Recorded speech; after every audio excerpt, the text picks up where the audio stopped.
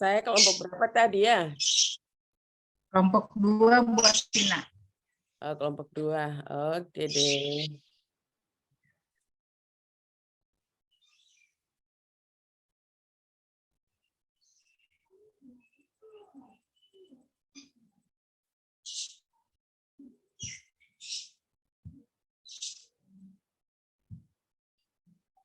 Di kelompok 2. Alfian kelompok 1. Silakan join Pak Alfian.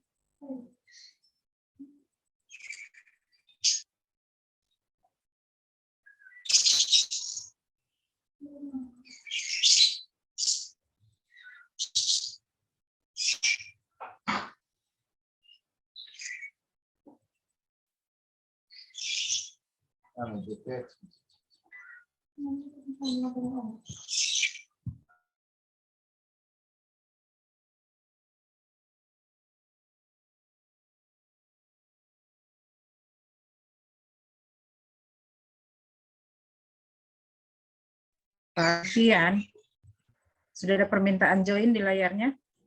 Belum ada, Ibu. Coba klik breakout room bagian bawah. Belum ada ya? Belum ada, Ibu. Belum Oke, silakan.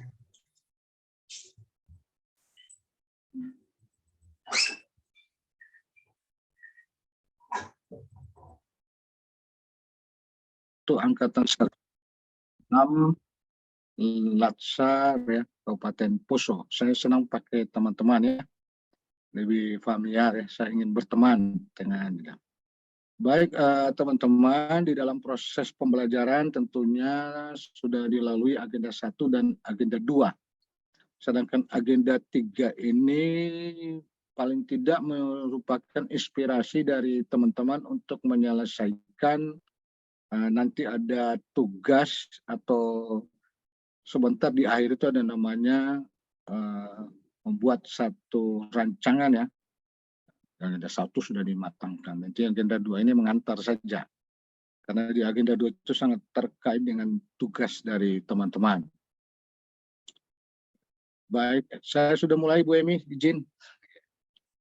Ya, silakan Pak Wahab. Oke, makasih. Jadi di awal ini kita tentunya dengan perkenalan ya. Perkenalan itu cukup nama, terus tempat tugasnya, enggak usah lagi. Cukup nama, tempat tugas. Cukup jelas ya? Nama, tempat tugas. Jadi secara berurut. Nggak usah, langsung saja. Nama saya, nggak usah salam lagi. Kan kita sudah sekalian salam tadi ya. Ya, jadi langsung nama saya, tugas saya di mana. Karena waktu kita ini kan 2 JP ya. 2 JP itu cuma 1,5 jam. Ya. Nah, kan kita tahu materinya dari teman-teman sudah lalui ikuti MOC ya. Di Smart ASN itu kurang lebih 246 halaman kalau kita lihat modulnya. Jadi kita langsung aja nama, terus tempat tugasnya di mana. Nanti sesudah itu saya perkenalkan langsung saya sajikan materinya. Silakan dimulai.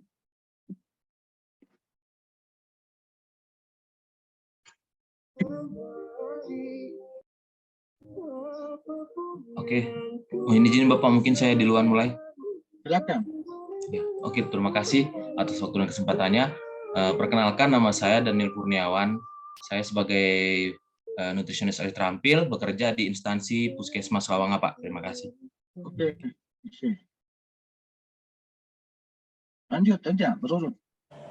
Nama saya lanjut Kak, lanjut. Baik, nama saya Florencia Barung, tempat kerja saya di Puskesmas Taripa sebagai epidemiologi kesehatan. Terima kasih. Nama saya Citra Ambatoding, bekerja di Dinas Perikanan dan Kelautan Kabupaten Poso. Terima kasih. Perkenalkan, nama saya Briseinin Sumalong. Saya sebagai perawat ahli pertama di Puskesmas Taripa. Terima kasih. Perkenalkan, nama saya Alfian Harita Mahadek. Saya di Dinas Penanaman Modal dan Pelayanan Terpadu Satu Pintu Kabupaten Poso. Terima kasih. Perkenalkan, nama saya Dr. Agung Ayu Widiantari. Saya bertugas di Puskesmas Meko. Perkenalkan saya Muklas Pranata, tempat tugas di Puskesmas Tokrondo sebagai dokter umum. Terima kasih. Nama saya Dewa Gede Setiawan dari instansi Dinas Pertanian Bidang Peternakan Kabupaten Poso. Terima kasih. Perkenalkan, silakan Kak. Perkenalkan, nama saya Alfrida Kalengkongan dari instansi Puskesmas Suatu Tahu. Terima kasih. Terima kasih. Perkenalkan, nama saya Aprilian Elimsya Pasoa. Saya perawat ahli pertama di Puskesmas Meko. Terima kasih. Perkenalkan, nama saya Fitri Asyawati dari Dinas Sosial Kabupaten Poso. Terima kasih. Dinas apa? Dinas apa? Dinas Sosial, Pak. Oh, Dinas Sosial. Oke.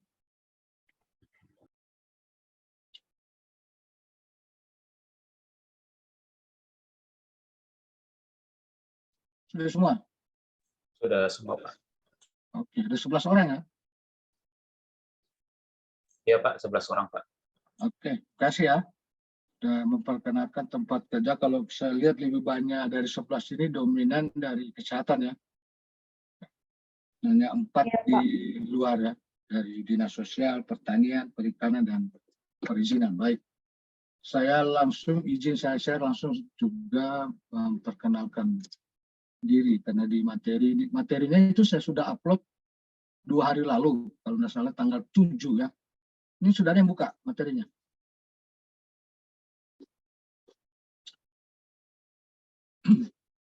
Ada yang buka. Sudah ada yang lihat di LMS Kolabja. Saya sudah kirim. Iya, ada yang sudah baca. Belum, Pak. Belum ada. Belum bisa. Ya, sering-sering buka LMS Kolabja, sana banyak informasi ya. Kita kalau kewajiban kita sebagai pengampu itu selalu men-share materi ya. Ini kelihatan enggak? Kelihatan, Pak. Kelihatan, Pak. Sudah ya. Baik.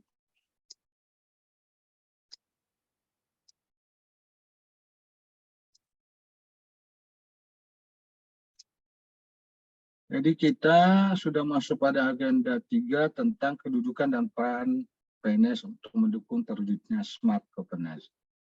Tadi teman-teman sudah memperkenalkan, saya di slide itu sebenarnya ada di materi ya.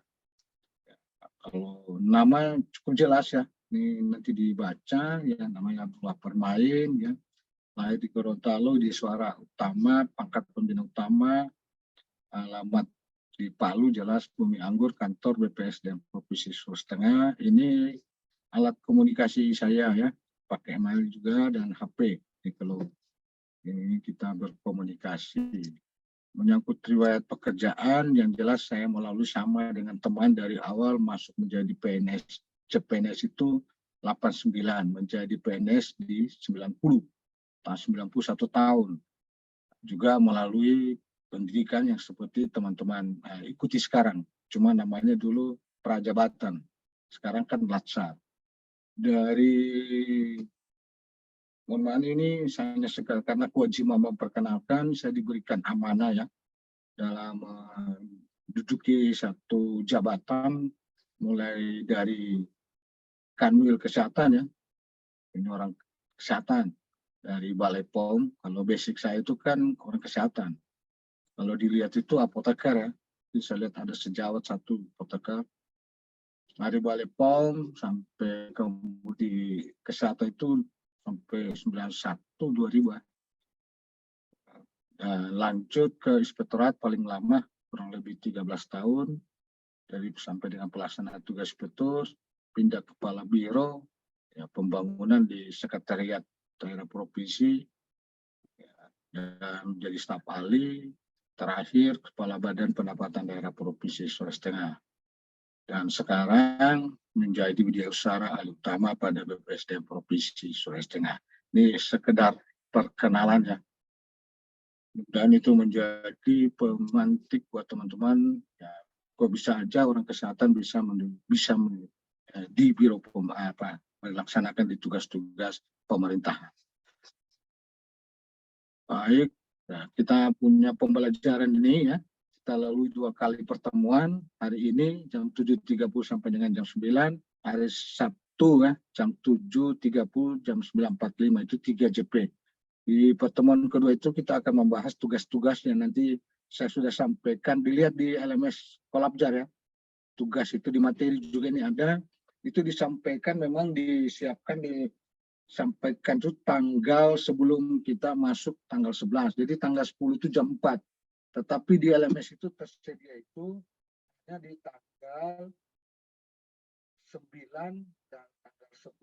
Nanti teman-teman di-upload aja di situ ya tugasnya. Tapi yang jelas batas tugasnya itu tanggal 10 jam 4 sore. Jam 4 sore ya.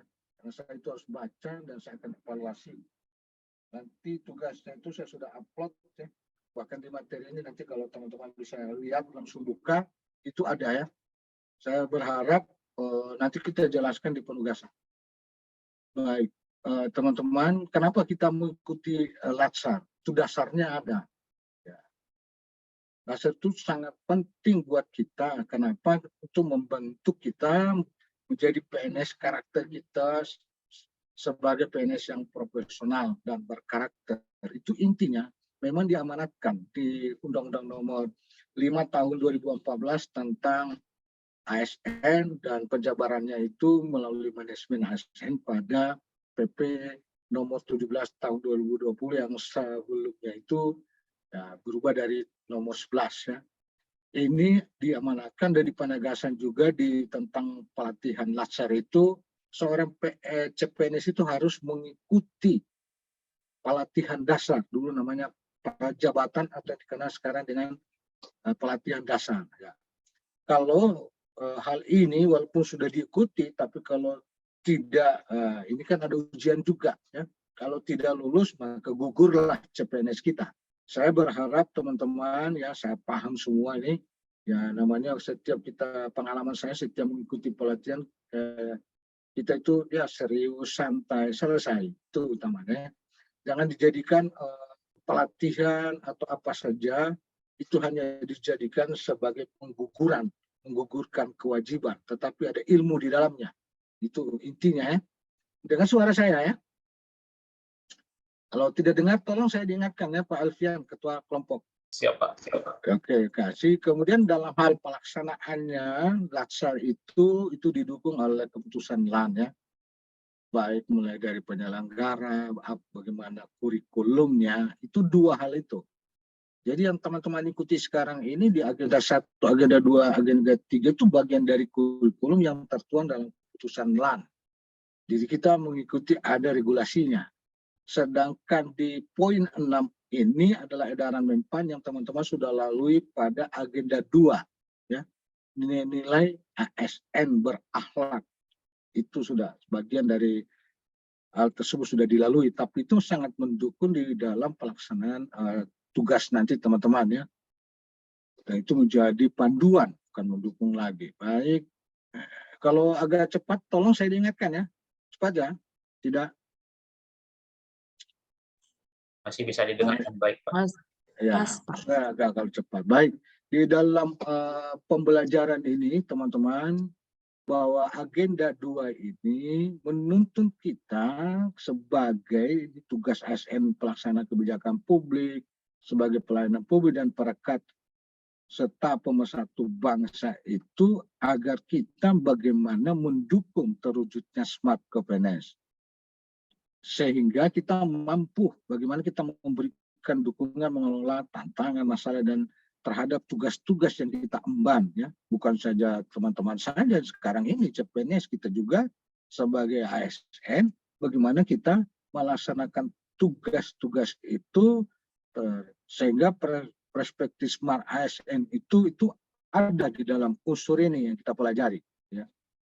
Dalam pelatihan ini ada 2 rangkaian karena itu satu rangkaian yang tidak terpisahkan, ya. Kalau di klasikal itu lalu berdiri sendiri-sendiri pembelajarannya per mata pelatihan. Ya, kalau manajemen ASN itu sendiri disampaikan dan Smart ASN itu sendiri. Tetapi ini ada di satu pembelajaran itu kita jadikan dalam satu pembelajaran tapi tidak terpisah, ya. Segar bagaimana penekanan kita itu, kita seorang ASN itu memiliki kemampuan berpikir kritis terhadap apa konsep pengelolaan ASN dan juga bagaimana terhadap pelaksanaan Smart ASN. Nanti seperti apa itu Smart ASN, teman-teman sudah melalui MOC, saya tidak banyak menjelaskan secara detail, tapi kita perlu diskusikan kalau ada, ya, di dalam proses ini. Tujuan pembelajaran itu tadi intinya bagaimana kita bisa berpikir kritis. Berpikir kritis tentu tidak hanya kritis saja, tetapi kritis mempunyai dasar, ya. Ada referensi dan juga punya solusi, ya. Jadi intinya ini kalau kita mempelajari 2 hal tersebut, baik terhadap pengolahan ASN maupun terhadap digital, ya, Smart ASN itu sendiri dalam mencapai smart governance, ya. Sehingga di 2 hal indikator ini teman-teman kalau bicara tentang manajemen ASN intinya itu terhadap pengelolaan ASN. Nanti kita lalui, ya, di pembelajaran ini kaitan dengan manajemen ASN karena bagaimana implementasi kedudukan peran kita, hak dan kewajiban kita bisa melaksanakan kode etik, kita juga melaksanakan kode perilaku kita, ya, konsep sistem merit, ya. Ini di dalam pengelolaan ASN. Sedangkan literasi digital itu bagaimana kita memiliki kecakapan, ya, kemampuan di dalam menggunakan, ya, alat-alat media digital itu sendiri, ya. Itu intinya, ya. Baik, kalau kita lihat, ya, 2 hal ini teman-teman, kalau bicara manajemen ASN penekanannya itu pada pengelolaan ASN. Pengelolaan ASN itu ada 2 unsur, ya. Kita kenal dengan PNS itu sendiri dan P3K, ya. Bukan pertolongan pertama pada kecelakaan, ya. Kalau P3K itu apa? Kalau orang kesehatan itu bilang P3K itu pertolongan pertama pada kecelakaan. Nah, P3K itu yang sekarang lagi hangat, ya, teman-teman, ya, kita punya saudara-saudara ini sedang berjuang untuk mengikuti, ya, daripada P3 menjadi P3K. Itu intinya kalau di manajemen ASN. Sedangkan pada Smart ASN itu lebih banyak kita berbicara literasi digital, bagaimana kemampuan kita bercakap-cakap, ya, bagaimana kita menggunakan, ya, media-media digital. Itu kalau di modul itu 246 halaman kalau saya baca dan juga melalui workshop juga, itu kalau kita baca itu rigid banget, ya. Teman-teman sampai begini bagaimana perangkatnya. Saya tidak mengajarkan itu, tidak menyampaikan itu. Kalau saya sampaikan teman-teman lebih tahu karena saya lahir di zaman kolonial, teman-teman ini sudah di zaman milenial. Jadi saya menyesuaikan dengan teman-teman yang sekarang ini sudah ada di zaman milenial, ya. Tapi lebih fungsi pada literasi digital itu untuk apa, gitu, ya. Oleh karena itu di dalam pengolahan ASN teman-teman, ya, langkah-langkah yang harus kita lakukan itu bagaimana kita mengantisipasi, kita harus ada objektif, kita punya inovasi, kita berkompetitif di dalam meningkatkan partisipasi masyarakat di memberikan pelayanan publik. Intinya kita sebagai pelayan publik.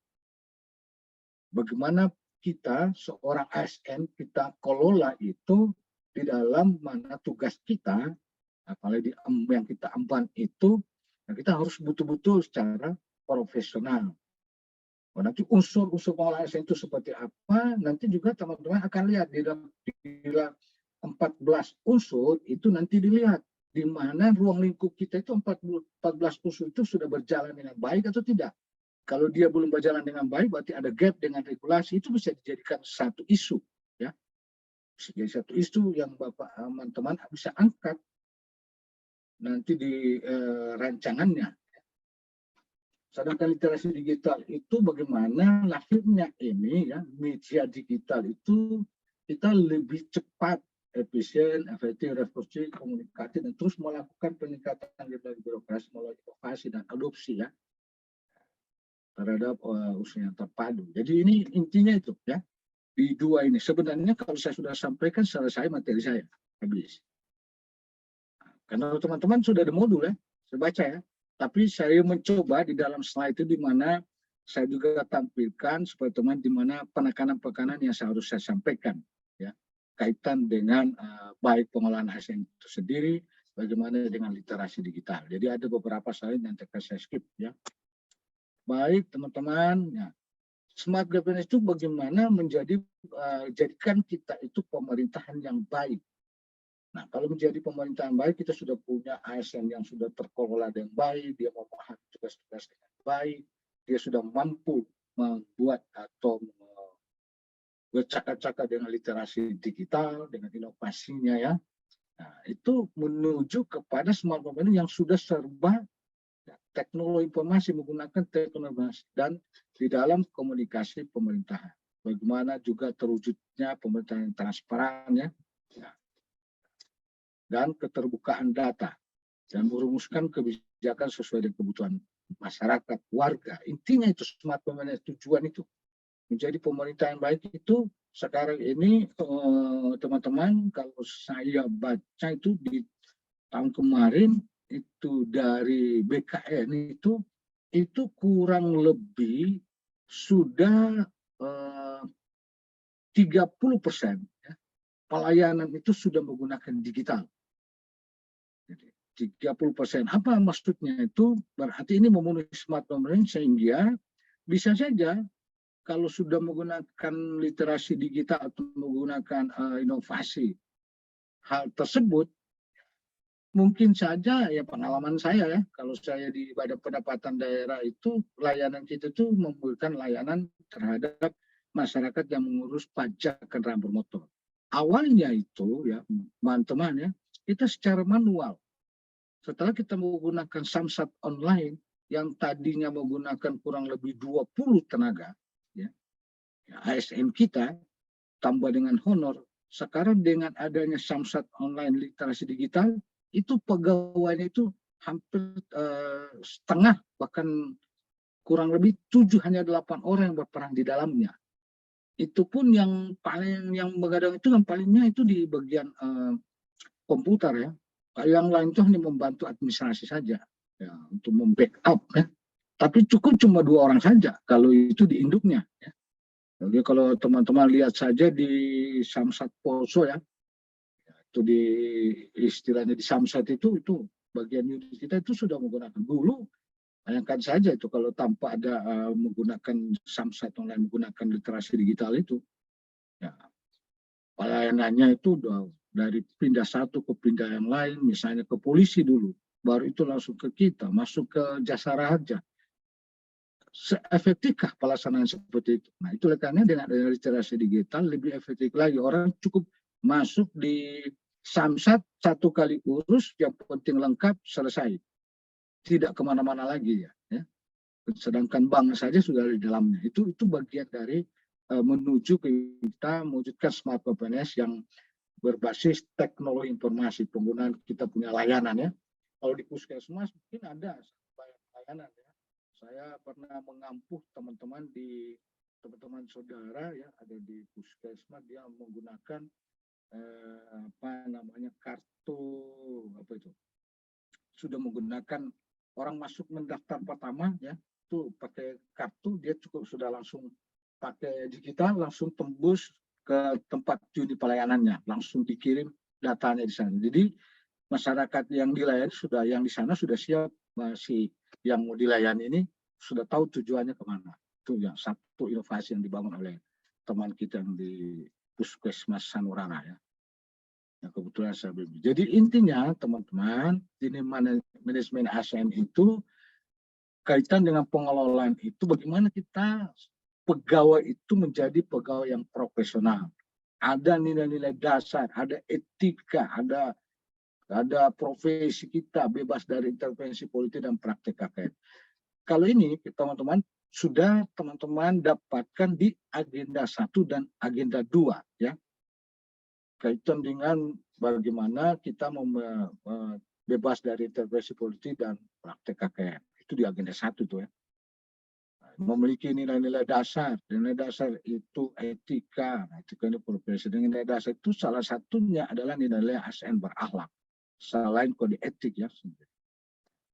Nah, oleh karena itu dengan hal tersebut, teman-teman penekanan di dalam manajemen atau pengelolaan ASN itu bagaimana ASN itu diatur ya, menjadi ASN yang profesi tersedia dia dan unggul ya mengikuti perkembangan zaman. Oke, lanjut. Nah, tadi kita lihat di manajemen ASN diharuskan pengelolaan itu kita harus kenal dulu apa itu status kita. Di status kita di Undang-Undang Nomor 5 Tahun 2014 tentang ASN itu cuma 2 yang dikenal. Ada namanya PNS, ada namanya P3K ya. Pada Undang-Undang ASN. Tidak ada tuh namanya pegawai honor sebenarnya. Ya. Kok kenapa ada pegawai honor? Itu kebijakan. Tapi dia itu bagian dari P3K. Tapi kalau P3K itu teman-teman itu harus ada legitimasinya. Apa pegawai honor ada legitimasi itu ada hanya kebijakan. Tapi kalau P3K itu harus ditunjuk dia kurang lebih perbedaan. Nanti kita lihat perbedaan P3K dengan PNS. Maksudnya ini kenapa saya disampaikan kepada teman-teman bahwa kalau ada teman-teman kita, walaupun kita sudah ASN atau sudah jadi PNS, P3 itu bagian dari ASN. Jangan salah kaprah. Pegawai honor itu bagian dari ASN ya. Jadi jangan kita menganggap apa juga dia. Padahal dalam bekerja itu kita perlu ada kolaborasi bahwa mereka itu teman kerja kita. Itu intinya. Statusnya itu memang beda, hanya kedudukannya sama. Dia berstatus pegawai ini kalau dia PNS dia punya NIP ya. Kalau ini tidak, ini sekedar saja referensi diketahui ya. Tapi kedudukan itu baik PNS maupun P3K itu dia adalah unsur aparatur negara dan melaksanakan kebijakan yang ditetapkan oleh pimpinan, kemudian harus bebas dari pengaruh intervensi golongan dan partai politik. Itu kedudukannya. Siapa sih pejabat yang ditetapkan itu siapa? Kalau kita di daerah, kalau kabupaten ada bupati, kalau di provinsi itu siapa? Loh, mungkin kita ya jangan sampai monoton saya saja yang bicara, nanti kita coba ya. Itu kalau di kabupaten bupati ya? Ya, iya Pak. Kalau di provinsi Gubernur.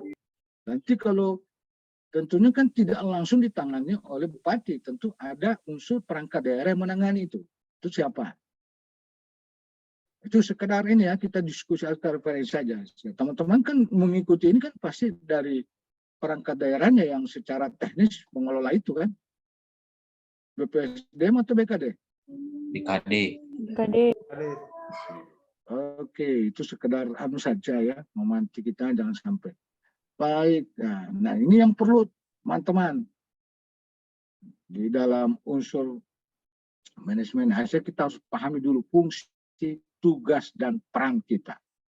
Kalau ini kita pahami fungsi dan tugas dan peran kita, baik kita dia seorang dokter, baik kita seorang apoteker, apa dia sebagai perawat, ya.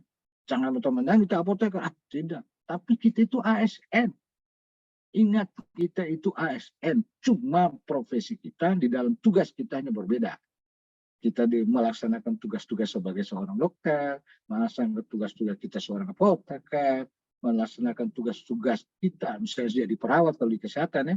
Kalau misalnya yang di pertanian tentu dia menjadi dari sisi ya kompetensi keilmuannya dari pertanian, itu menjalankan fungsi apa? Fungsinya itu sebagai pelaksana kebijakan publik, pelayanan publik, perekat dan pemersatu bangsa. Kalau teman sudah ikuti di agenda 2, ini bagaimana kita sebagai pelayanan publik kalau dalam nilai-nilai berakhlak itu sendiri. Ya. Apa yang harus kita lakukan? Karena kita berorientasi pelayanan. Ya. Saya cuma hanya mereview kembali ya di agenda 2. Nah, bagaimana kita menjadi perekat dan pemersatu bangsa? Ada di unsur nilai ASN berakhlak di unsur mana dia? Sebagai pelaksana kebijakan publiknya. Seperti itu ya. Jadi ini fungsi kita di pasal 10. Ini amanah yang harus kita lakukan. Kalau kita breakdown lagi sebagai pelaksana kebijakan publik, ya melaksanakan ya kebijakan-kebijakan yang di mana tempat tugas kita diberikan amanah untuk bertugas. Itu ada beberapa kebijakan di dalamnya yang tentunya didukung dengan regulasi-regulasi ya, sesuai dengan aturan yang berlaku, bukan kebijakan yang seenaknya ya. Bukan maunya kebijakan pimpinan, tidak ya. Kebijakan pimpinan itu kita lihat di mana sejauh mana. Kemudian tugasnya itu kalau kita memahami ini, tugas kita itu kan tentu hanya menjabarkan dari 3 fungsi.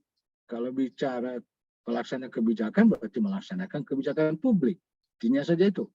Kalau kita pelayanan publik berarti kita harus memberikan pelayanan publik. Seperti apa? Harus profesional dan berkualitas. Kemarin di situ kebijakan publik sesuai dengan peraturan.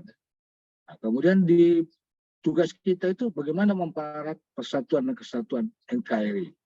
Kita itu di dalam unsur negara kesatuan Republik Indonesia. Kita bagaimana mencegah ya, adanya disintegrasi, adanya ketidakharmonisan kita ya, cuma hanya perbedaan apa saja ya. Padahal kita itu sebagai perekat, kok kita di dalam sendiri tidak perekat ya, tidak bersatu. Pemersatu bangsa itu dalam luasnya. Tapi kalau kita kembali ke ruang lingkup kerja kita, berarti kita pemersatu kita di ruang lingkup kerja kita, bukan pecah belah.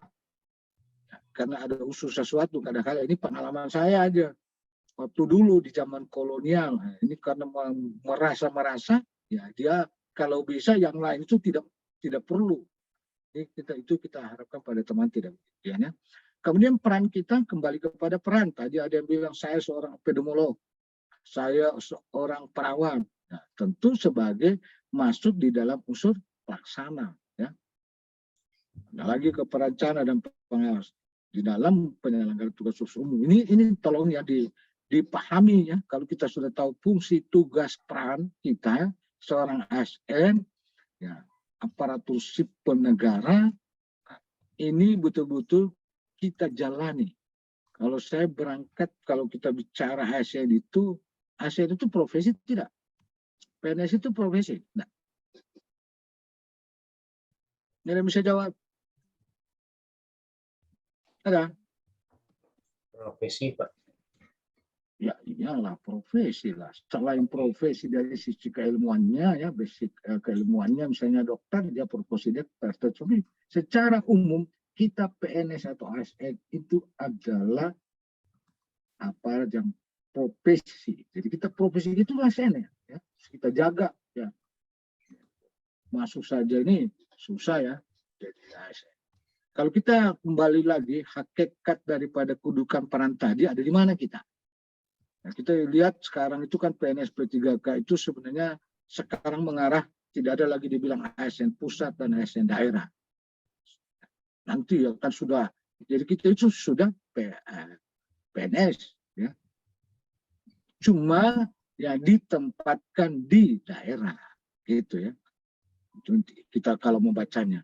Jadi kalau ASN itu sendiri ya, teman-teman, itu lahirnya ya teman-teman itu dari sistem merit. Sejauh mana kualifikasi, sejauh mana kompetisinya, sebenarnya kinerjanya. Saya belum masuk ke tugas ya yang sebagai ASN. Saya cuma berangkat teman-teman itu lahir menjadi CPNS. Itu sudah menggunakan sistem merit. Apa namanya sistem merit? Teman-teman kan waktu menjadi CPNS itu kan lewat chat ya. Itu Computer Assessment Test. Itu di situ ya.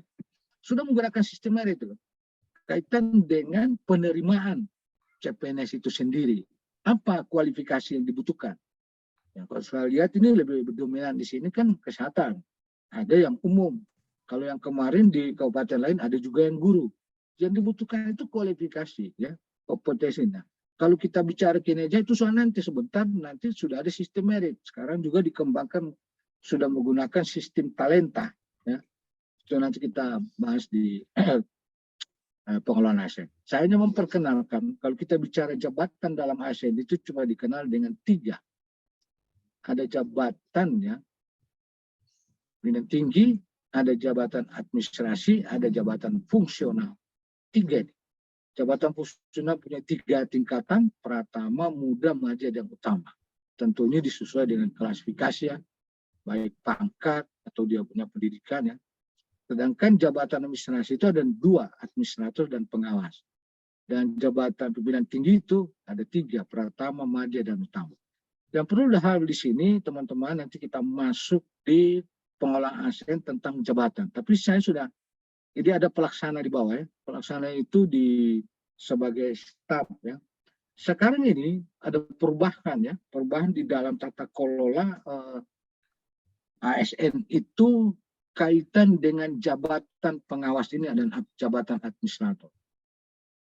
Dengan lahirnya Permen-PAN nomor 17 tahun 2021 bahwa jabatan administrasi dan pengawas ini terjadi perubahan. Ada namanya aturan namanya penyetaraan jabatan ini ke jabatan fungsional. Jadi nanti ini administrasi dan pengawas ini menjadi jabatan fungsional, larinya dia nanti di sini. Akan ke sini. Ya. Cuma memang ada beberapa jabatan pengawas itu, kalau jabatan pengawas itu teman-teman, ya itu adalah seperti eselon 4, ada kepala seksi, ya, ada kasubag, itu jabatan pengawas. Kalau jabatan administrasi itu eselon 3, ya, ada kabid, ada sekretaris, ya. Nah, di 2 jabatan ini, di jabatan administrasi, kaitan dengan ada penyamaan ya, atau penyetaraan jabatan, itu di jabatan pengawas itu hanya tertentu saja 2. Kalau macam kita di BPSDM yang ada tinggal 2 itu kasubag kepegawaian dan kasubag keuangan dan program. 2 saja. Kalau di administrasi dan beberapa kepala bidang. Ini hanya sekedar perkenalan ya, teman-teman ini. Nah, ini ada unsur jabatan di kita sebagai ASN ya. Kemudian setelah itu kita menjalankan jabatan baik seorang jabatan fungsional, hakikatnya dia sebagai widya suara saja misalnya ya. Kemudian jabatan pimpinan tinggi itu melaksanakan fungsi tugas ini. 3 fungsi ini kalau kita pahami untuk mendukung pemerintahan yang berkuasa, bukan pemerintahan yang tidak berkuasa. Adakah pemerintah yang tidak berkuasa? Ya, pemerintah yang tidak berkuasa itu yang merasa saja menyampaikan begini-begini, lebih banyak salah pemerintah daripada dia yang benar. Kalau dia bercerita itu pemerintah yang tidak berkuasa itu ya. Nah, untuk apa? Mewujudkan ini ada 3 pilar ya. Nah, jadi rencana pembangunan jangka panjang nasional, jangka menengah nasional, dan program prioritas pemerintah. Ini terpusat. Kalau di daerah dijabarkan kepada RPJ MD ya, rencana pembangunan jangka menengah daerah, langsung program-program itu dijabarkan. Nah, kita sebagai menjalankan fungsi mendukung pemerintahan kuasa dengan mewujudkan tujuan daripada ini, tujuan ini sehingga kita mencapai pada tujuan negara. Ada 4 unsur ini yang perlu kita pahami ya. Melindungi segenap bangsa ini kalau kita bicara di pembukaan Undang-Undang Dasar ya, 45 ini bagian dari unsur itu. Bahwa sesungguhnya kemerdekaan itu ya hak segala bangsa dan oleh sebab itu maka penjajahan dia terus ya. Nanti dihafal itu teman-temannya kaitan dengan pembukaan ini lahirnya tujuan negara itu dari Mukadimah tadi Undang-Undang Dasar 45 ya. Lanjut ini ya, baik masuk. Nah, kewajiban ya ada hak dan kewajiban kita. Kadang-kala menuntut hak kewajiban tidak terpenuhi. kalau kita berbicara kewajiban, utamanya dulu kewajiban kita. Kewajiban itu artinya sesuatu yang sepatutnya diberikan. Maksudnya kewajiban kita, apa yang harus kita berikan? Melaksanakan tanggung jawab sesuai kedudukan fungsi, tugas, dan peran tadi. Ya. Bagaimana fungsi kita, tugas kita, peran kita. Itu secara umum, seorang ASN. Kita breakdown dia, tugas kita itu di mana, tempat tugas kita diamanatkan itu sebagai apa? Sebagai perawat di mana? Sebagai dokter di mana? Tentu kita harus melakukan kewajiban. Nah, kalau seorang dokter, bagaimana atau seorang perawat, saya ini ya mohon maaf ya, apalagi seorang itu menuntut jasa medik, tapi kewajibannya tidak belum dilaksanakan. Nah, ini biasa sampai berdemo itu dulu, belum dibayar jasa medik. Ternyata setelah dipantau, dievaluasi dari inspektorat, dilihat bagaimana untuk jasa medik, dia tidak masuk-masuk, tidak melaksanakan tugasnya, menuntut dia lebih banyak. Nah, ini yang jadi catatan saja ya buat teman-teman. Oleh karena itu, kita tahu kewajiban itu, tentu setelah kita laksanakannya ada haknya. Nah, kita menuntut hak loh, saya sudah jalankan kewajiban kita. Hak-hak seperti apa? Nanti kita lihat. Hak-hak yang sesuai dengan regulasi, bukan hak yang asal-asal. Ya. Oh, saya menuntut hak kalau bisa saya berangkat saya mau ke Singapura. Bukan hak itu. Ya. Jadi hak yang dituntun oleh sesuai regulasi. Nah, jadi sesuatu yang patut dan layak kita terima. Kalau kita sudah sudah berikan kewajiban kita sudah melaksanakan kewajiban kita, tentu kita punya hak. Hak-hak itu lebih mendorong atau fokus kepada bagaimana menjamin kesejahteraan atau meningkatkan produktivitas kita untuk bekerja. Nah, ya. Ini intinya seperti apa? Nah, ini. Kalau saya tidak singgung lagi di P3K, hanya sekedar diketahui perbedaannya di mana ya. Tapi kewajiban, hak dan kewajiban kita ini untuk PNS ini hak kita. Ya, hak. Ada gaji dikasih, tunjangan, ada fasilitas, ada cuti, ada jaminan ya. Ini yang diatur oleh regulasi kita ya. Ini hak, oh kita punya. Kenapa kita sudah melaksanakan kewajiban kok gaji kita belum dibayar? Oh, ternyata belum dibayar, bukan tidak dibayar. Artinya keuangannya belum ada, tapi akan dibayar. Kecuali kalau tidak dibayar berarti tidak terpenuhi hak temannya. Baik, nah ini kewajiban kita. Salah satu unsur kewajiban di dalam PP nomor 94 2021 tentang disiplin PNS ini ada kurang lebih 17 ya. Kewajiban ini. Paling tidak di sini masuk kerja dan mentaati ketentuan jam kerja. Bagaimana mau menuntut hak, kewajiban masuk kerja saja tidak ada. Lebih banyak bolong absennya. Apalagi sekarang ini kita di suku-sukunya, kita di provinsi atau di kabupaten sudah ada namanya tunjangan penghasilan. Kalau di pusat itu tunjangan kinerja. Nah, itu sangat terkait sekali dengan disiplin ya, taati jam kerja. Salah satunya dari 4 ini ya, mentaati peraturan perundang-undangan yang tentunya yang berlaku ya. Persoalan di poin 8 bersedia ditempatkan di seluruh NKRI. Ya.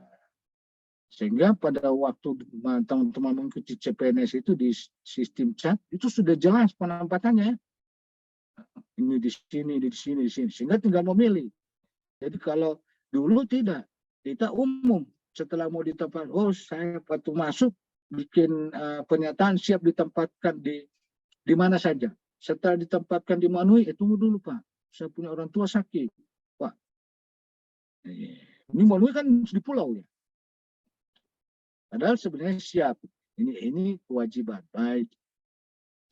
Nah ini juga ada kode etik kita ya, kode perilaku ASN. Selain tadi kalau kita pelajari ya teman-teman, kalau kita coba lihat, kita kaji dari 12 unsur ini, ada semua itu kode etik dan kode perilaku kita ini, ada semua di nilai-nilai ASN berakhlak. Orientasi pelayanan, bagaimana kita melakukan orientasi pelayanan seperti apa ya. Kalau ada yang bisa kasih ingat saya itu berakhlak itu apa sih? Akronim dari mana? Berakhlak. Orientasi pelayanan, terus akuntabel, Terus, oh ini baru kemarin, baru hangat ini, saya lupa. Harmonis, loyal, adaptif, kolaboratif. Kemudian K, ya. Terus apa lagi? Terus kompeten. L. Nah, ini gimana nih? Ini penting nih, yang kedua itu sangat penting juga ya. Nanti teman-teman mau buat satu kegiatan, subkegiatan, sejauh mana nilai-nilai itu Anda terapkan di dalam sub-kegiatan itu. Ini baru ingat. Ada yang lancar ini, ya, yang bisa beralah gitu Pak, orientasi pelayanan, akuntabel, kompetensi, harmoni. Nah, gimana? Ada yang bisa? Berorientasi pelayanan, akuntabel, kompeten, harmonis, adaptif, loyal, adaptif, kolaboratif. Wah, ini harus diingat, akronimnya saja tidak bisa dihafal. Apalagi dia punya isinya. Ini harus putar tanam di kita itu. Nilai SMPRA itu tuh menjadi panduan kita. Ya. Nanti sebentar membuat satu rancangannya ya. Itu harus ada unsur-unsur di dalamnya itu. Jadi ini dari 12 itu ada di dalamnya di nilai SMPRA. Misalnya melaksanakan tugasnya sesuai dengan ketentuan peraturan perundang-undangan. Itu di dalam unsur mana dia? Di nilai SMPRA. Nah, di sini kalau karena waktu kita SMP nanti kita diskusikan ya. Nanti kemudian melaksanakan tugas dengan cermat dan disiplin. Itu masuk di unsur mana itu? Kalau bicara cermat dan disiplin, dia apa? Di akuntabel, Pak. Wah, iya. Itu. Jadi ini tinggal teman-teman lihat. Jadi saya cuma mungkin teman-teman hanya mengingatkan nilai SMPRA itu tanamkan pada diri kita, harus kita ulang-ulangi baca, karena itu menjadi panduan kita. Ya, kalau sekarang ini syukur-syukur teman-teman sudah melalui LATSAR ini sudah disampaikan tuh nilai SMPRA. Nanti di tahun 2024 nilai SMPRA sudah wajib dilaksanakan di seluruh Indonesia. Ini ada tahapannya. Dari ya. Tahapannya di tahun 2000 kemarin sifatnya sosialisasi. Di tahun ini sekarang orang sudah memulai buat terapan langkah-langkah apa bagaimana nilai SMPRA itu kita jadikan panduan di unit kerja kita. Itu nanti di 2024 sudah jalan semua ya. Oke, itu nanti di core value itu. Ada teman-teman di dalam unsur manajemen ASN khususnya di kedudukan ini SMA itu kita kenal dengan namanya konsep sistem merit. Tadi saya sudah singgung sistem merit itu artinya bagaimana pengolahan SDM itu ASN itu sendiri mulai dari proses rekrutmen, mulai dari proses pengangkatan, penempatan, promosi itu dilakukan secara terbuka. Nah, teman-teman misalnya dalam proses rekrutmen kita butuh ASN atau PNS sekian orang. Itu rekrutmennya itu prosesnya itu sangat terbuka. Ya, kompetitif, tidak membeda-bedakan. Itu sistem merit, itu cat itu bagian dari situ. Silakan, semua bisa ikut, siapapun, mau anak siapapun, silakan dia ikut. Nah, nanti setelah dia ikut lulus, tidak ada lagi dia bilang, kenapa dia lulus?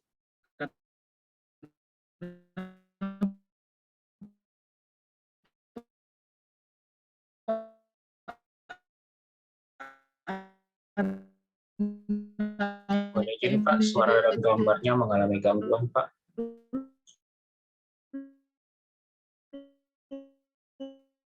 Lulus. Tidak itu dulu. Jadi memiliki ya kecerdasan atau pintar atau gimana? Gangguan. Ya Pak, tadi sempat putus-putus Pak. Oke, karena saya diingatkan ya, makasih ya. Jangan sampai saya cuma bicara, oh ini Bapak bicara apa yang dia bilang. Saya tidak dengar. Kasih ya. Jadi dalam konsep sistem merit masih cukup jelas? Jelas Pak, sekarang sudah jelas. Oke. Kasih ya. Sistem merit itu mengajak kita seluruh masyarakat Indonesia termasuk ASN bahwa di dalam mulai rekrutmen atau di dalam pengangkatan seorang ASN itu tidak ada unsur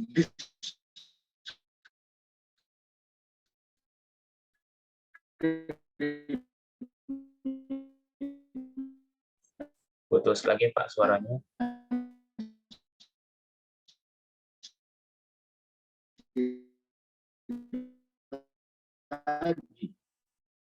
Oh, ini karena sukunya. Oh, ini status pernikahannya.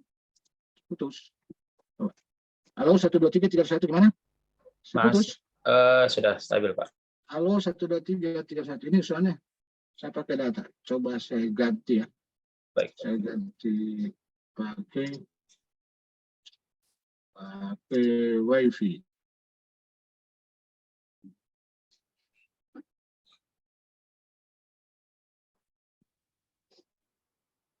Oke, 1, 2, 3, 1. Gimana? Baik Pak. Oke. Oke, kasih ya. Jadi kalau bicara konsep ini, sistem merit yang teman-teman sudah ikuti menggunakan pakai pola chat, itu bagian dari sistem merit kan. Jadi lahirnya ini betul-betul, lalu kemarin ikut itu ada berapa orang? Beberapa ribu. Siapa misalnya Breseni itu waktu lalu ikut berapa orang yang ikut seleksi lewat chat?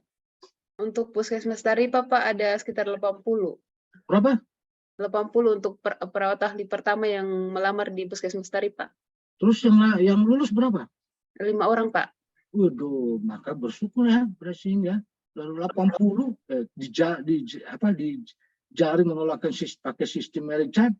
Ya, Ibu bersyukur dari 85 yang tembus. Ini perlu disyukuri ya.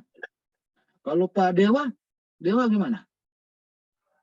Ya kemarin tidak terlalu banyak Pak di bagian analis pakan ternak itu Pak. Nah, berapa orang? 18 orang yang ikut. kemarin, Pak. Berapa? 18 orang. 18 orang yang lulus berapa orang terima? 1 orang Pak. Oh, bersyukur ya Pak Dewa, bayangkan itu. Coba seandainya itu masuk saya, seandainya tidak menggunakan sistem chat, mungkin Pak Dewa itu kan orang Bali. Kenapa dia mau pergi di Poso? Nah, kalau dulu itu begitu. Sekarang tidak ada lagi ya, kita bersyukur. Jadi semua punya kesempatan. Sekarang sudah di dunia literasi digital ini, ya mewujudkan bagaimana smart governance itu salah satunya ya, melalui sistem konsep merit. Baik teman-teman, jadi prinsip dasar sistem merit itu ini mulai seleksi dan promosi secara adil dan promotif. Ini ada beberapa ya, dalam rangka pengembangan sistem merit itu. Sekarang sudah dikembangkan, kalau di Bandung itu sudah menggunakan sistem talenta. Jadi dalam mengangkat orang itu sudah jelas track recordnya misalnya Pak Dewa. Seperti apa sih Pak Dewa selama ini kalau dia diangkat dalam satu jabatan? Apa yang dia sudah miliki? Oh, itu semua sudah ada di dalam. Jadi tinggal dilihat, oh ini misalnya kamu dari sekian 10 orang yang memenuhi syarat ikut lelang ya, jabatan. Jadi itu sudah semena-mena ikut aja. Itu sudah pakai sistem talenta, itu di Bandung. Nah, itu memang sudah amanat juga Pemmenpan tuh. Tapi memenuhi unsur itu di Jawa Barat sudah lakukan, memang tidak mudah itu ya. Tentunya itu kembali kepada komitmen dari kepala daerah pimpinan ya. Baik. Ini ya, bicara kompetensi ASN. Jadi 3 unsur kompetensi, teknis, manajerial, dan kompetensi sosial kultural. Ya, kalau teman-teman ini mengikuti apa? Dalam rangka pengembangan kompetensi apa? ASN sebagai apa? Di manajerial, teknis, atau sosial kultural? Sepertinya di teknis Pak. Kalau Gimana? Di teknis Pak. Kalau manajerial dan kultural ini kayaknya ke P3K guru Pak. Terus yang lain, yang jelas ya, nanti kita ya teman-teman. Kalau bicara kompetensi manajerial itu salah satunya juga mulai dari lasan menjadi jabatan itu di sini. Kalau kompetensi teknis, misalnya dokter, dia ikut apa? Perawat, dia ikut apa? Dari pertanian dia mengikuti misalnya kompetensi teknis di bidang apa? Mungkin apa ya? Di sapi ya, penanganan sapi. Dia ikuti ada pelatihan-pelatihannya khusus ya, itu teknis sekali ya. Kalau perawat, bagaimana dia misalnya menangani apa, dia teknis, ada pelatihan-pelatihan khusus ya. Kalau manajerial itu lebih banyak kepada tata kelola ya, penyelenggaraan kegiatan-kegiatan pemerintahan dan pembangunan. Ya, kemudian sosial kultural itu lebih dekatkan pada masyarakat. Ya, misalnya dia pariwisata, ya seperti itu pendekatan sana ya. Nah, melalui apa pengembangan kompetensi ini? Dalam PP nomor 11 tadi di manajemen ASN itu, dan Perla nomor 10 itu melalui kegiatan pendidikan dan pelatihan. Tadi kalau pendidikan teknis, nah, tentunya kaitan dengan kebutuhan daripada perangkat daerah itu dibutuhkan seorang dukungan dari PNS yang memiliki ya pengetahuan teknis di bidang apa. Begitu juga kalau pelatihan. Ini teman-teman mengikuti pelatihan ya. Itu masuk. Kalau bicara pendidikan ya tentu ada dua, pendidikan yang memang mandiri, ada pendidikan yang dibiayai oleh pemerintah. Yang disebut kalau bilang, oh kamu ikut pendidikan apa? Izin belajar atau belajar sendiri? Kalau izin belajar itu berarti dibiayai oleh pemerintah. Ini ada melalui pendidikan tentunya disesuaikan kebutuhan atau dari perangkat daerah. Dan standar yang dikembangkan itu kepada sesuai dengan mana tusi daripada itu perangkat daerah itu sendiri ya. Jadi dibutuhkan seorang ASN mempunyai standar kebutuhan jabatan apa. Saya butuh misalnya seorang yang memiliki pendidikan misalnya akuntansi. Maka kebetulan di perangkat daerahnya itu kurang, dikasih sekolah lah ASN-nya, sekolah ke akuntansi. Sekarang ini dulu orang pendidikan itu sembarang ambil, oh saya mau ikut S2-nya di sini. Nah, sekarang ini kalau di provinsi itu sudah mulai ditata. Kalau kamu ikut S2 ini sudah banyak. Jadi dia link terhadap kaitan dengan kebutuhan atau mendukung ya kinerja atau perangkat daerah sendiri. Sedangkan pelatihan itu terdiri klasikal, non klasikal ya. Itu kalau kita sekarang teman mengikuti pola blended ya, campuran. Ya, ini kalau kita ini kan non klasikal lewat sekarang virtual ya. Nanti di klasikal nanti teman-teman itu akan diasramakan. Kemarin saya di Poso itu kalau dikasih menginap di hotel ya. Itu tergantung dari penyelenggara. Jadi itu secara langsung ya. Jadi paling lama itu rata-rata kalau cuma pelatihan itu paling lama 1 tahun. Kalau pendidikan ini tentu disesuaikan dengan kurikulumnya ya. Semester ada 5 tahun, 6 tahun. Tapi rata-rata pelatihan itu tidak lebih dari 1 tahun dan dikoordinir oleh BKN dan LAN ya. Nah, pelatihan ini walaupun kita sebagai provinsi BPSDM itu adalah melaksanakan kebijakan dari LAN sebagai koordinator pelaksanaan pelatihan di provinsi. Sehingga dengan Poso ini bentuknya kerjasama ya.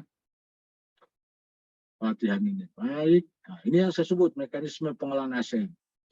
Mekanisme pengelolaan ASN itu ada 14. Nah, tadi saya sudah bilang menyangkut tentang pengadaan. Pengadaan sudah menggunakan sistem merit.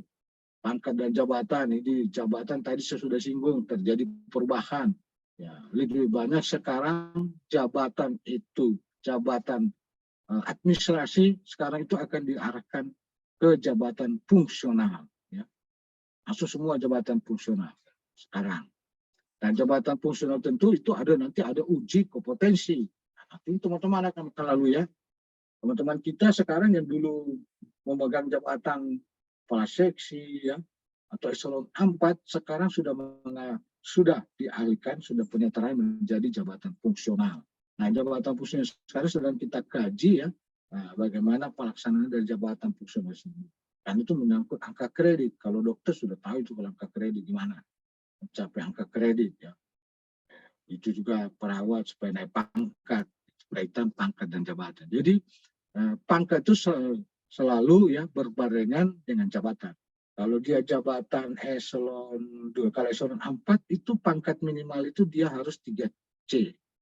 Ternyata dia punya pangkat baru 3B. Dia bisa ditunjuk atau menduduki jabatan itu sesuai dengan nanti tentunya tergantung dari pengguna.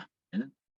Kalau bicara mengikuti, wah saya sudah 3B, boleh 1 tingkat di bawah pangkat itu boleh. Nah kalau misalnya tiba-tiba ya kita diberikan kepercayaan untuk menduduki jabatan eselon 4 itu pada pangkat harusnya 3C, maka dalam 2 tahun begitu teman-teman sudah bisa naik ke 3C. Itu intinya ya. Nah, pengembangan karir, pola karir, gimana promosi ya. Nah, sini semua penilaian kinerja, bicara disiplin, penghargaan, pembatian ini mohon teman-teman ini Ya, ini dibaca ya, kalau kita kaji 14 ini, ya biasa kita masing-masing item ini tidak cukup waktu. Itu biasanya di dalam pelatihan pengelolaan ASN itu sampai 3 hari kita membahas ini 14 unsur ini ya. Tapi ini sekedar teman-teman ini tinggal dilihat sejauh mana pelaksanaan disiplin, seperti apa yang dilakukan di institusinya ya. Ya, ini kalau bicara ini di dalam pasal 55 ya. Ya, oke. Nah, kita beralih kepada Smart ASN. Kalau bicara Smart itu lebih fokus kepada literasi digital.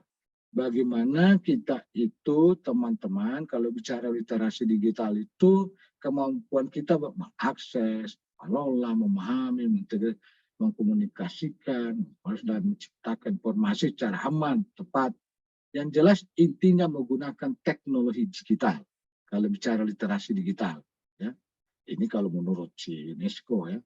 Sedangkan literasi digital sendiri kalau menurut Kunia ini kalau secara konsep ya teori itu adalah bagaimana kita lebih banyak ya bercakap-cakap menggunakan media digital dalam melakukan satu proses ya mediasi media digital di dalam satu layanan katakanlah untuk menghasilkan satu produktivitas layanan yang sangat efektif dan mudah. Jadi kalau seorang literasi digital ya, seorang pengguna itu tidak hanya dituntut kecakapannya, dia bagus, tapi bagaimana dia bisa mengoperasikan alat itu juga harus mampu bermedia digital dengan penuh tanggung jawab. Karena teman-teman kalau sudah baca itu di mana pengamanan ya, safety daripada literasi digital itu kan bagaimana kita pengamanan kita ya. Baik teman-teman ya. Bicara tentang Smart ASN, kita berangkat kepada roadmap pembangunan aparatur sipil negara. Ya. Mulai dari RPJM 1, kita lebih banyak menekan pada good governance. Ini sudah menuju kepada smart governance. Di RPJM kedua, itu lebih penekanan pada reformasi birokrasi. Itu teman-teman belum lalui itu.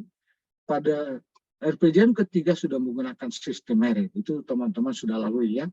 Dan nanti pada RPJM 4 kita sekarang menuju kepada birokrasi berkelas dunia. Peletakan roadmap pembangunan ini aparatur sipil negara di tahun 2024 dari 20 nih, maka kita sudah menuju pada birokrasi berkelas dunia. Bagaimana kita bisa menuju kepada birokrasi berkelas dunia? Maka salah satunya kita itu harus mampu ya. Smart ASN salah satu pendukungnya menuju itu ya kita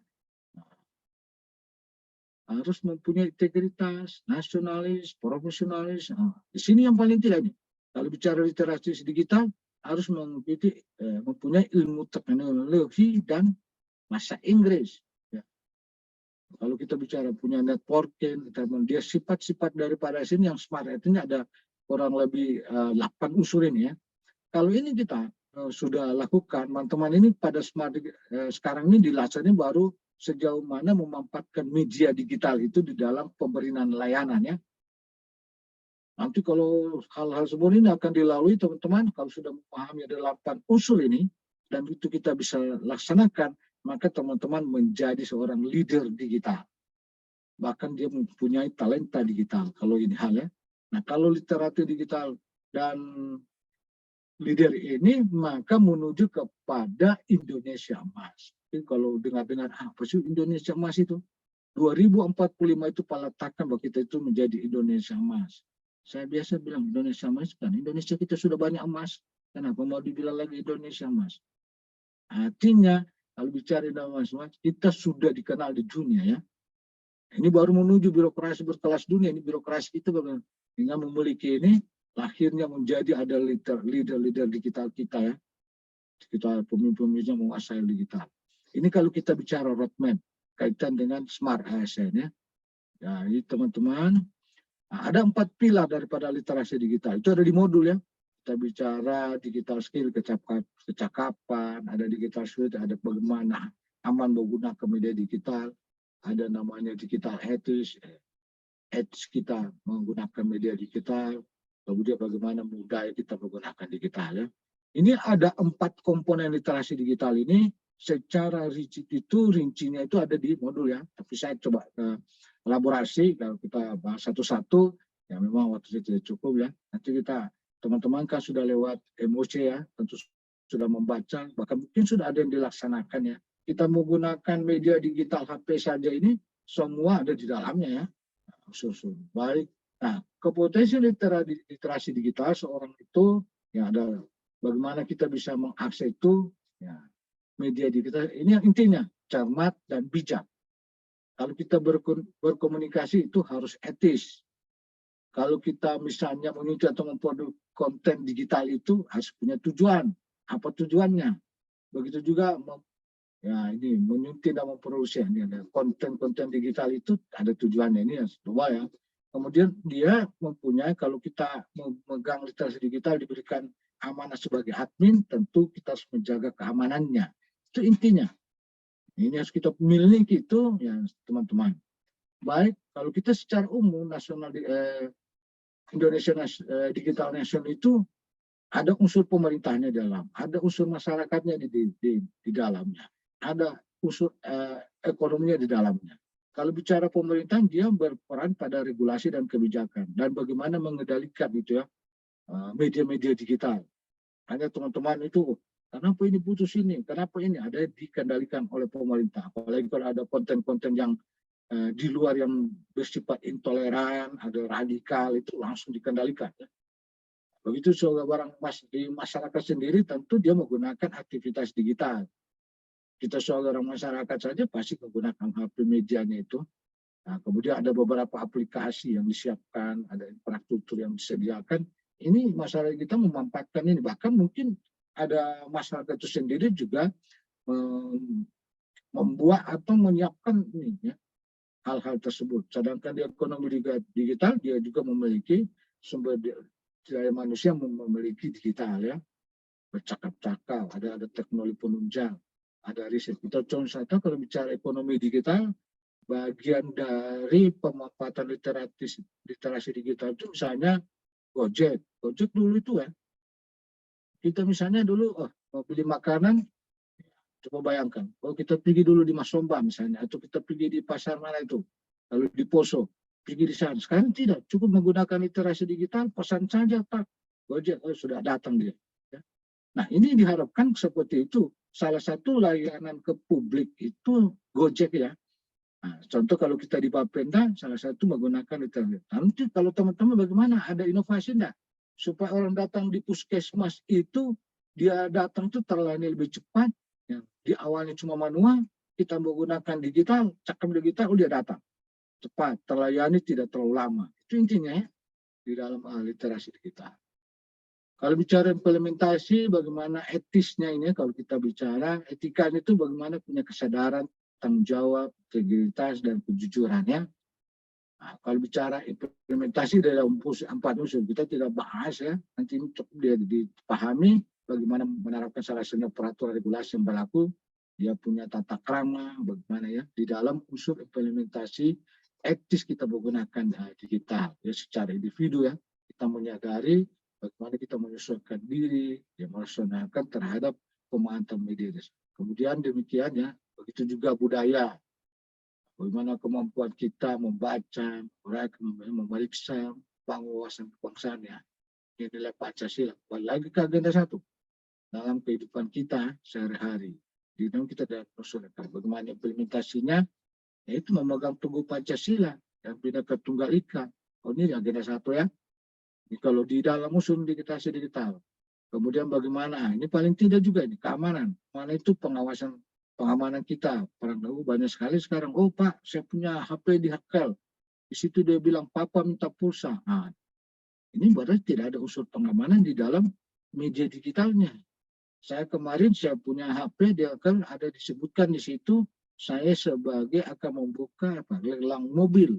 Mungkin karena saya dilihat foto saya, dipakai foto saya di pendapatan, disebarkan ke teman-teman, untuk teman-teman langsung tanya, ini betul atau tidak? Nah, ini juga unsur pengamanan di dalam menggunakan media-media digital itu perlu kita, teman-teman pahami, harus kita lakukan. Kita waspadai ada penipuan, bagaimana memahami rekam jejak digital seseorang. memahami itu bagaimana keamanan ini usulnya bagi anak-anak. Ya. Baik teman-teman, ini intinya. Ini maksudnya yang perlu teman-teman pahami. Terjadi ada kesenjangan digital. Pertanyaan, kalau kita bicara tentang internet, akses, contoh saja, kita pembelajaran saja, bayangkan saja. Kalau kita punya akses tadi, oh putus-putus Pak. Oh, ternyata kemampuan akses kita terhadap internet ini itu belum, ini kesenjangan, kemampuan itu belum ada. Ya. Belum mampu kesenjangan, ini terjadi kesenjangan itu kaitan di pelayanan. Nanti kalau teman membuka satu inovasi, perhatikan aksesnya, internet kita. Oh dia membuat satu inovasi, tapi di tempat dia tidak ada jaringan internetnya. Nah, itu juga kesenjangan digital yang harus kita juga pahami. Terus kemudian dia membangun satu layanan menggunakan komputer, tapi dia tidak bisa mengoperasionalkan. Ini juga. Nah, kemudian dia ini yang pertama dari segi kesenjangan ekonomi. Bagaimana kemampuan memiliki terhadap perangkat itu sendiri, atau bagaimana kita menghadirkan satu inovasi, ya. Orang itu kita sudah buat, tetapi kemampuan orang mengakses terhadap layanan kita itu dia tidak memiliki kecukupan ekonominya. Itu juga semua harus diperhatikan. Kesenjangan itu menjadi catatan ya. Nah yang juga paling teman-teman ini tips saja, sudah ada saja. Ini hanya sebagai mungkin teman-teman sudah lakukan. Yang mudah-mudahan ini hanya bisa jadikan referensi. Yang tambahan saya saja ya. Kemudian juga ini yang paling utama, kadang-kala ini satu dilema, ini yang terjadi. Seorang guru, kan sekarang guru itu sudah namanya merdeka belajar. Merdeka belajar itu menggunakan komputer semua, pakai literasi digital.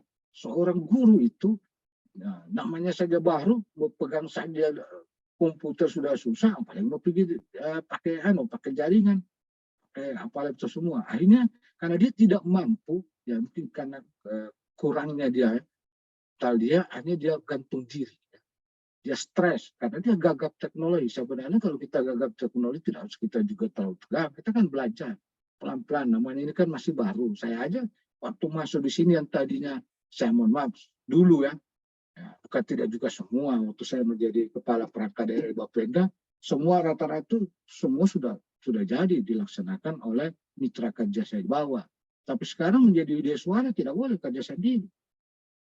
Kita mau akses jaringan, kita membuat ini, nanti kita sekarang lakukan lagi microlearning, pembelajaran menggunakan literasi. Ya. Nanti kita punya materi-materi kita itu sudah menggunakan literasi digital. Ya. Kita Selasa nanti kita sudah dibimbing lagi ya. Ini bagian dari literasi digital. Nah ini teman-teman sebelum ini nanti tugas ini ya, ini tugas ada tugas individu, ada kelompok. Tugas individu ini teman-teman cari 3 isu. Kalau 3 isu kan teman-teman kan sudah dari agenda 1, agenda 2, kan Anda dikasih tugas ya. Silakan itu kalau mau dilanjutkan. Kalau perlu sampai dengan pembuatan dia punya rancangan perubahannya. Ya. Ini ya. Nah, ini yang paling utama itu tanggal 10 berarti besok jam 4. Ini harus begadang nih. Tapi kalau saya sebenarnya kalau kita betul-betul ikuti agenda 1 ada tugas, agenda 2 ada juga tugas, dia misalnya link, masuk ke agenda 3 tinggal diperdalam. Tinggal di mana unsur manajemennya di dalamnya, unsur literasi smartnya di mana ya. Nah, learning journalnya teman-teman ini hanya meringkas materinya, jangan juga meringkas materi. Saya punya apa ini yang itu ya saja ya. Kan ada modul diringkas. Ada juga kemarin kasih tugas modulnya bukan diringkas, di copy paste langsung dia bilang itu ringkasan. Yang penting-penting aja poin-poinnya. Kenapa? Nanti ini akan menuntun teman-teman di pembuatan di rancangannya ya. Di rancangan perubahannya. Itu nanti ada unsur seperti konsep rancangan teori namanya, rancangan pustakanya. Nanti menurut bagaimana manajemen. Nah itu kalau sudah dibuat sangat membantu. Nanti pada waktu membuat rancangan tinggal copy paste. Nah ini ya tugas individu. Ini dibaca. Kemudian tugas individu kan ini ada tugas kelompok. Saya sudah bagi itu 3 kelompok ya. Ada ketua kelompok masing-masing. Nggak usah lagi cari lagi masing-masing. Dari masing-masing individu dikumpul. Diambil ya. Minimal 3 kasus masalah di tempat tugas masing-masing. Jadi kalau di situ 3 orang, larikan ke sini 3-3, masukkan di dalam tugas kelompok. Selesai. Jadi karena sekarang selesai ini, teman-teman langsung bikin. Ya, sudah paling tidak kalau malam selesai tugas kelompok. Asal ini tugas individu selesai. Jadi kalau bekerja itu mulai tugas individu, ambil 3 isu, masukkan di tugas kelompok, tinggal dipindahin. Nanti dipaparkan pada besok hari Sabtu, ya, jam 7.30. Masing-masing kelompok, nanti setiap kelompok menunjuk ya, tiap orang, nanti kemudian ditanggapi oleh kelompok lain pada waktu nanti penyajian. Nah, itu suruh. Itu di hari Sabtu ya. Ini kalau sudah buka Kolabjar, bagus itu. Dilihat di Kolabjar saya sudah bagi masing-masing tugasnya. Siapa, ada 3 kelompok atau tidak salah. Ada. Ya. Dia kan ada 11, kalau dia 3 kelompok, ada 4, ya ada yang 3. Ya. Nah, itu ya. Sebagi, nanti lihat. Baik, ini tugas kaitan dengan hal tadi yang saya sudah sampaikan. Mungkin ada teman-teman yang mau diskusikan atau ada yang memberikan klarifikasi apa yang sudah saya sampaikan. Silakan. Ya. Ini masih ada waktu kita ini kan masih ada. Kalau di jam saya itu 8.50. Ya betul. Berarti masih ada 10 menit. Silakan kita diskusikan. Kalau ada hal-hal yang teman-teman yang perlu untuk ditanyakan atau silakan.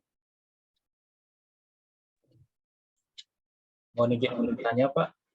Siapa? Saya Alfian, Pak. Oke, Alfian, silakan. Untuk tugas kelompok yang pertama, tadi kita mau memindahkan tugas individu ke tugas kelompok. Ya. Berarti jika ada 3 orang dalam kelompok, berarti kurang lebih ada 9 kasus ya, Pak ya? Oke. Bagus, kalau 9 kasus diangkat, kan cuma dikasih pindah. Ini maksudnya apa? Kalau itu dari 3 kasus atau dari 9 kasus dari teman-teman, kalau itu mau dilanjutkan di dalam rancangan perubahannya, itu tinggal banyak masukan pada waktu diskusi. Oh, iya. Itu maksud saya ya.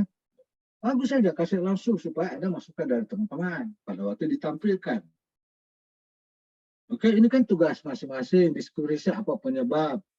Itu kan kalau kemarin kalau dari agenda 1, sudah apa ya? Terus apa yang harus direkomendasikan, selesai. Cuma 3 usul itu. Ya, Pak Alfian, kira-kira begitu. Ya, Pak. Atau ada hal lain? Silakan. Kedua, Pak, untuk presentasi, Pak, di sini dijelaskan presentasi tanggal 10 Januari. Kalau di jadwal Kolabjar kan 10 Januari itu masih kegiatan mandiri, jadi bagaimana? Oh, salah. Makasih ya koreksinya. Itu siap. Ini sebenarnya waktu pengumpulannya. Ini salah ya. Kasih ya. Yang itu tanggal 11. Tanggal 11 ya, Pak. Ini ya, sorry. Kasih ya. Ya, terima kasih, Pak. Kalau di sebelah ini kan di pengumpulan tanggal 10. Kasih ya, Pak Alfian. Oke. Saya ingin Ada lagi? bertanya, Pak. Oh, boleh, silakan. Ini Pak yang saya ingin tanyakan yang untuk tugas kelompok. Nah ini kan batas maksimalnya dalam penulisan ini 3 lembar, Pak. Nah kalau ada 9 kasus, kayaknya tidak cukup yang untuk 3 lembar ini, Pak. Kira-kira bagaimana, Pak? Oh, ini. Oke. Makasih. Sebenarnya bukan paling banyak. Paling kurang ya. Oke, ini banyak sekali. Terima kasih, saya dikoreksi ya. Ini waktu kemarin, waktu saya buat kembali ternyata paling kurang ya. Nah, itulah. Paling kurang 3 lembar. Nah, karena kemarin waktu tugas itu saya berikan ini ada cuma 1 lembar. 1 lembar apa yang dibikin tuh? Jadi paling kurang 3 lembar. Ini karena pengalaman kemarin, saya waktu lalu itu saya sebenarnya tidak membatasi, tetapi karena kemarin waktu saya kasih di kelompok-kelompok ataupun lain di laksana angkatan berikutnya, ternyata cuma 1 lembar. Apa isinya? Pada waktu didiskusikan, ya blank. Kan gitu. Ternyata cuma memenuhi yang penting sudah masuk tugas. Saya, kalau teman-teman, saya akan tampilkan hasilnya ya. Karena saya selalu evaluasi. Setiap penugasan saya buat tabulasi evaluasi. Okay? Pak, saya mau izin bertanya juga, Pak. Oh, boleh, Daniel. Ya, Pak. Ini untuk tugas individu dengan tugas kelompok, Pak. Kalau misalkan, ini kan kita di tugas individu ada 3 kasus dikasih. Ya. Nah, kemudian dari 3 kasus ini, kalau kita pindahkan ke tugas kelompok masing-masing dari kami ini satu orangnya satu kasus atau satu Pak, satu tugas ini 3 isunya kami, 1 orang itu 1 isu dan Pak, baru kita masukkan di kelompok minimal untuk 1 orang itu 1 isu. Jadi kalau misalkan ada 4, berarti semua di tugas kelompok itu ada 4 isu, bisa tidak begitu Pak? Nah, ini kan begini baca ya. Di sini disuruh buat cari 3 isu. Oke, TV2. Saya cuma tadi sarankan daripada cari lagi di kelompok isu-isunya, dari teman-teman itu di kelompok itu kan sudah dapat isu 3, ya. Sekarang pindahkan ke kelompok. Jadi minimal 3 kasus atau masalah di tempat tugas masing-masing peserta itu yang terkait dengan 2 mata pelatihan, ya. Jadi kalau dia misalnya 3 kasus dari 3 ini, kalau tadi Abang tanya Pak, kalau 3 kita 3 orang 9, ya lebih bagus. Nah, kalau misalnya Pak kita dari 4 cuma 3 minimal 3 kasus masalah di tempat itu di masing-masing peserta, kan sebenarnya kita bawa di masing-masing peserta itu 3 itu dibawa di kelompok. Kalau dilihat dipahami nih. Tapi saya fleksibel, silakan yang penting ada tugas kelompok. Di tugas kelompok itu saya coba juga mengajak kepada teman-teman, kalau bisa kalau ini kita mau bawa ke aksi rancangan perubahannya, ya atau itu tinggal kita mau jadikan rancangan aktualisasinya untuk kita jadikan satu nanti laporan, untuk kita jadikan nanti rancangan nanti di akhir itu, jadi sudah lebih enak, gampang. Sudah banyak bantuan waktu diskusi, tapi itu saya berikan ke bahasa ya teman-teman. Minimal misalnya 3 atau masing-masing 3 dibawa ke kelompok, silakan kalau dia ada 4 cuma 3 yang dibahas, yang penting ada tugasnya di kelompok itu ya. Itu fleksibilitasnya. Oke. Oke Pak, terima kasih. Terima kasih Daniel. Oke, ada lagi nih, udah 5 menit. Sebelum kita diusirkan, saya nggak tahu kalau ditunjuk saya coaching, kalau ditunjuk ditunjuk saya sebagai ya, saya sudah keluar sudah. Oke, silakan ada lagi. Ada pertanyaan? Jelas atau dari sisi materi ya, atau ada pengalaman silakan yang mau disampaikan pengalaman kaitan dengan literasi digital yang ada di lingkup kerjanya atau bagaimana tentang pengelolaan atau teman-teman waktu melaksanakan tugas-tugas di unit kerjanya silakan. Kalau ada yang mau didiskusikan.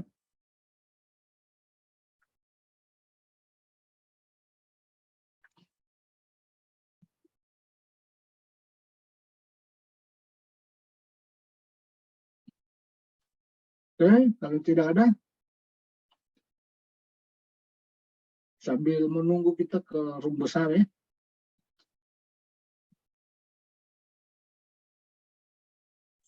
Ya Pak, aman Pak. Tidak ada lagi seperti ini. Oke, kasih Pak Alfian. Kalau ada yang mau ditanyakan ya, tolong ada saya punya HP ya, nomornya HP itu silakan. Seperti itu.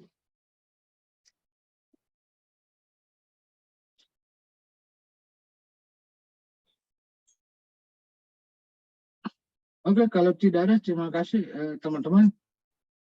Coba saya tutup. Terima kasih kembali Pak untuk materinya. Oke, saya tutup dulu. Oke. Terima kasih. Ya, kasih atas perhatian teman-teman. Ya, nanti tugasnya tolong ya. Saya nanti batasnya jam 4, nanti saya buka. Saya akan evaluasi. Kalau tidak ada pertanyaan, saya lebih kurang saya mohon maaf, saya kembalikan kepada Ibu Emi. Sekian ya. Silakan Bu Emi. Assalamualaikum warahmatullahi wabarakatuh. Ya, waalaikumsalam warahmatullahi wabarakatuh. Baik, terima kasih Pak Wahab. Ya, terima kasih. Terima kasih Pak Wahab. Terima kasih Pak. Terima kasih Pak. Bapak sehat walafiat. Oke, baik Bapak Ibu, insya Allah kita bertemu hari Sabtu ya Bapak Ibu ya, insya Allah masih tetap di materi ya, hari Sabtu jam 7.30 juga. Oke, baik sekali lagi terima kasih Pak Wahab atas saya izin ini. Insya Allah Bapak ya, makasih. Terima kasih sama-sama.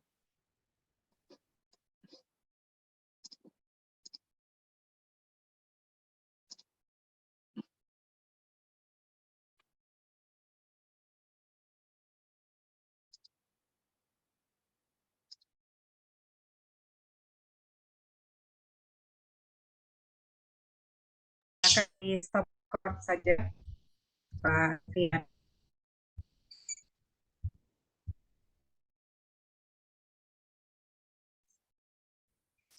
Alfian, Ya, Ibu.